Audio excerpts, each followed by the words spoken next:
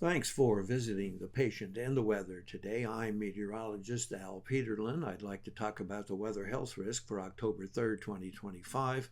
We do keep additional graphics at tpatw.com. Our first map for today will be the surface weather map, and we do have a significant area of high pressure covering almost all of the country. We do have one front stretching from North Dakota through Wyoming, down into Nevada, and cutting it back through Southern California, with a lot of unsettled weather here in the Rockies and the Pacific Northwest. We do have one area of unsettled weather because of onshore flow, and that is across the state of Florida and picking up some of the very coastal areas of the Gulf. Looking at the next map, it's our vitality index. This is a map showing the composite image where all of the weather elements that trigger some health risk are shown as a combination.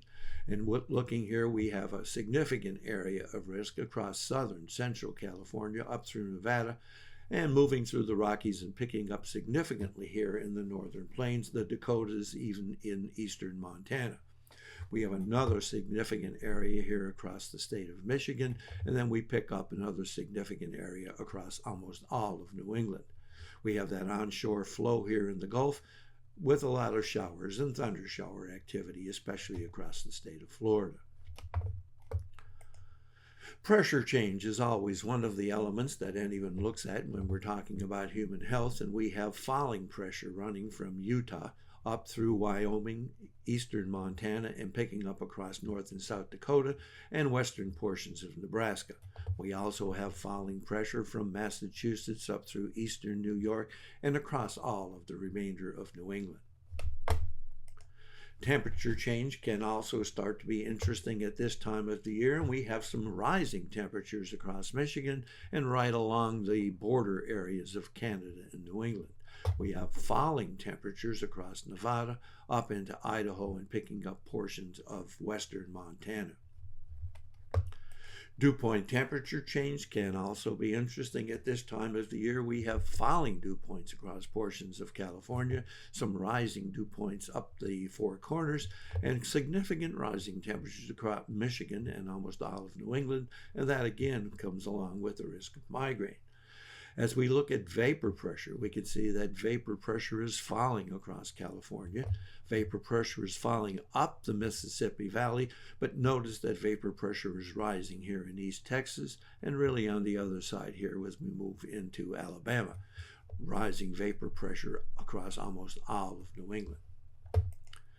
Back to instability, and we're really with only one area of significant instability, and that's the real thunder shower risk, and that's here along the coastal Gulf and especially across central and southern Florida.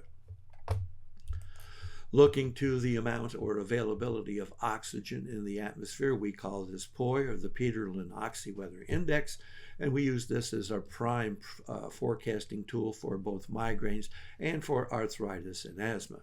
And the significant migraine risk for tomorrow will be almost all of California, much of, and especially through Nevada, up into southern Idaho, and a little finger on into extreme western Montana. We also have a small area of migraine risk here in the middle Mississippi Valley, the boot heel of Missouri, picking up western Kentucky, western Tennessee, much of Arkansas, and down into the main area of Louisiana.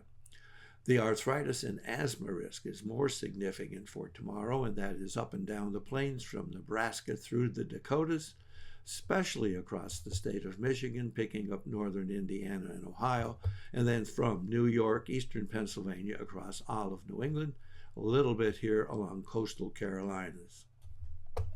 Thanks for visiting the patient and the weather today. Comments are appreciated, and if you hurt, tell us where you're located.